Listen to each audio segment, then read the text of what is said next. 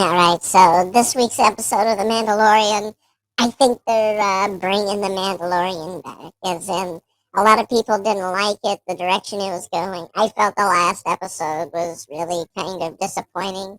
I mean, I generally like them, but I was really, the last episode made me feel like I didn't want to review this one, if that makes any sense. But I'm glad I watched it, even. Like, I'm really glad. This thing was great. So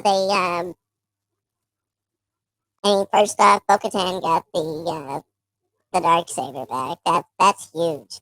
Um, and the way Mando stepped in and said, hey, she rescued me, which basically technically means this Darksaber's actually hers. So, hey, here, have this thing back. It's not actually mine, it's yours. And I thought that was hilarious.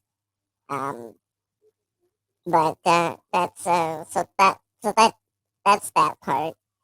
And then the whole thing about Plaisir 15, I think is what it was called. Yeah, Plaisir 15. And then you know what? Let me double check, because if I get it wrong, I'm gonna hate myself. Yeah, Plaisir 15. So this was really interesting. This one had some history. So originally it was like a separatist planet, and so like the head security guy there was a separatist. Of course, he hates that term. Although if you take a look at anything in Star Wars history, none of the people who uh, are separatists like that word at all. And of course, why would they? That word literally originates um, from the Republic's perspective of people who don't want to be part of the Republic anymore. And then, of course, like, what was his name? Hold on, I gotta find this guy's name.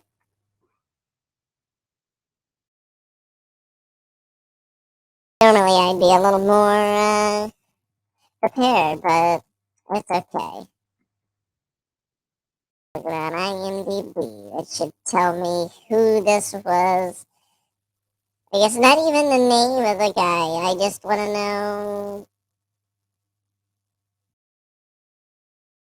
So let's see here. So chapter 22. I think we got two more. I think this was episode 6. Let's take a look.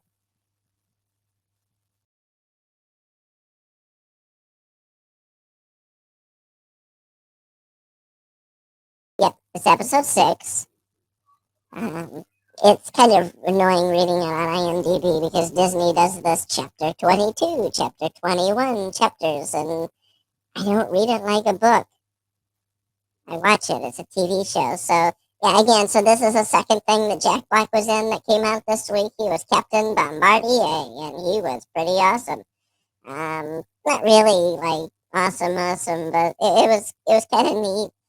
So we also saw Lizzo. Lizzo was um, the princess, the queen, whatever. Bombardier's wife.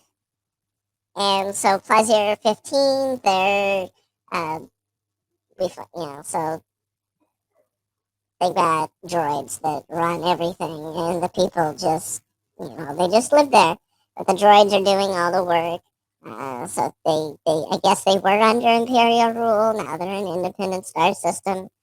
And so you got Captain Bombardier, who used to serve the Empire. And I'm not surprised that he got out. He doesn't seem evil enough to really be in the Empire. Like, I think when he was in the Empire, it was because that was the people to work for. And why wouldn't he work for the people that are in charge? And so, yeah, but Lizzo played the Duchess and Jack Black played Captain Bombardier. So,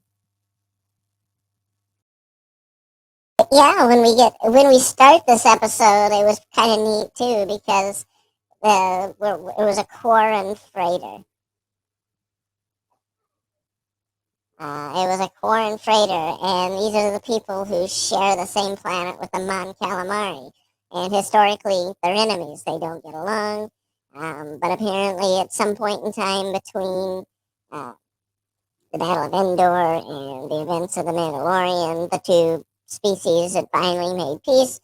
And of course, the captain of this vessel had bumped uglies, or was trying to bump uglies with a Mon Calamari prince. And I do say uglies in a very, very literal sense, because fish people, okay? They're fucking fish people. And so, yeah, it was so, okay, so on Flight 015, it was Commissioner Hellgate, played by Christopher Lloyd. And so, yeah, he was this separatist guy. But he's still loyal to the old ideals. Like, this guy is old. And it's kind of weird, because you wouldn't expect to see somebody from the old regime in the days of the Mandalorian post-Empire. But yeah, all you gotta do is be in your 70s, and you could have absolutely lived pre-Empire, pre-Republic even. And so yeah, he's there doing his job, but he doesn't like the fact that Captain Bombardier, a former Imperial guard, is in charge. And so, yeah, so they're having these droid problems. Bo Katan and Mando, they go and they sort out the droid problem. It was kind of interesting watching the scene in the droid bar, because, well, it was interesting. And because, like, what would you get at a droid bar? They don't serve drinks. You can't go in there and get something to drink. But yet you walk in and you see these droids, they're imbibing something. And so anyway, come to find out, these are like, it's like a lubricant. It's called nepenthe, and I don't know if they did that on purpose, because in Star Trek Picard, the planet that Riker and Troy live on it's also called nepenthe, but we'll leave that one alone for now, because I can't link the two yet. But either way, so nepenthe is the stuff it's like a lubricant. It's got stuff to reprogram the droids too. So as directives and things change in the mainframe, they can, reprogram all the droids. So while they're getting everything to feel better, they're also, it gives them updates. That's how they get their Windows updates. It's, or maybe it's Android updates. I don't know. What does Google think? But anyway, so they come to find out that there was some little nanodroids added into the nepenthe, and that was causing these droids to malfunction. And by malfunction, I mean they were fucking up, they were attacking people, destroying things. Like, this was ridiculous, the kind of stuff that they were doing. And, like, for something that's meant to just be a machine that follows programming, that does what it's told to, these erratic errors across many different types of droids, even. Like, it wasn't just one kind of droid that was having problems, it was all of them. And it was bad enough that they had reprogrammed battle droids there. So yeah, so we come to find out these little nanobots were from the Trade Federation, Clone War era stuff. And so this guy literally ordered all these nanobots to be put into a certain batch in nepenthe to start causing problems, because he knew that these Trade Federation battle droids, if they were programmed back to what they originally were, would do wonders, and, well, those droids would take over the city, because that's what he wanted. He was very unhappy with the status quo and how the way things were working, and he wanted, well, I think he just wanted to assert power. He's an asshole. But of course, he lost that. Mando took over and stopped all of that from happening.